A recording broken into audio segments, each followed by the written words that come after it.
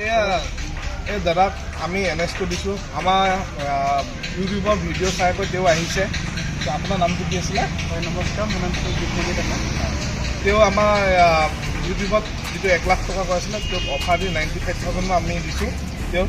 আৰু 2 নম্বৰতে বহুতে আমাক কমেণ্ট কৰিছিলে বা ফোন কৰি সুধিছিলে যে গাড়ীখন কিবা প্ৰব্লেম আছে নেকি, চেচিছ বা ইঞ্জিন বা প্ৰব্লেম আছে নেকি। আপোনালোকে এবাৰ দেখুৱাই দিওঁ।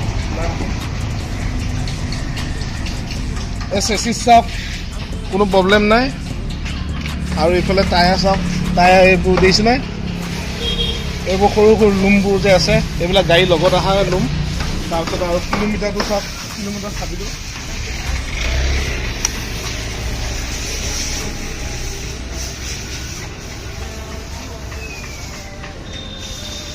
এক কিলোমিটাৰ দেখিছেনে? সেই সিমানে আৰ্নিং হৈ আছে। আমি ইয়াত কোনো হেৰি কৰা নাই, 2 নম্বৰ কৰা নাই। আৰু কাষ্টমাৰ চলাই কৰিছে, কাষ্টমাৰে চলাই ভাল পাইছে।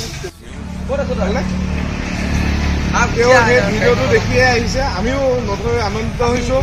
আৰু 2 নম্বৰতে তেওঁৰ পৰা আৰু বেলেগ কাষ্টমাৰ আহিলে আমাৰ ইউটিউব বা ফেচবুকৰ জৰিয়তে যি কাষ্টমাৰ আহে তেওঁক আমি ভিডিঅ' কৰি আমি এনেকৈ দি দিম, গাড়ীখন একো প্ৰব্লেম নাপায়।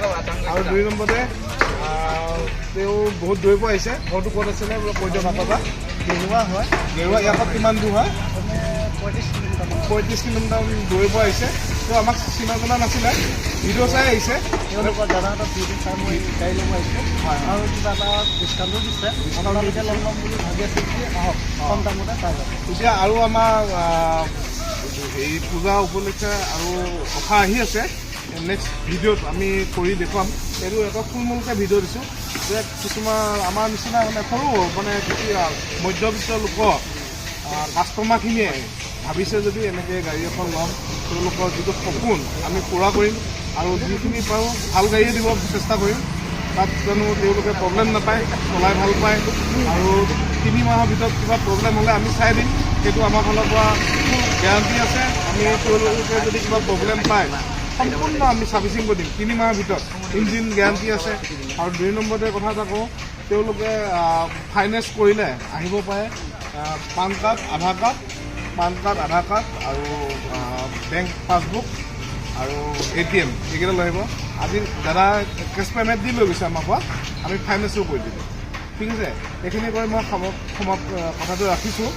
আৰু আহিব, আপোনালোকৰ আশীৰ্বাদত আমিও আগবাঢ়ি যাওঁ। ঠিক আছে, নমস্কাৰ।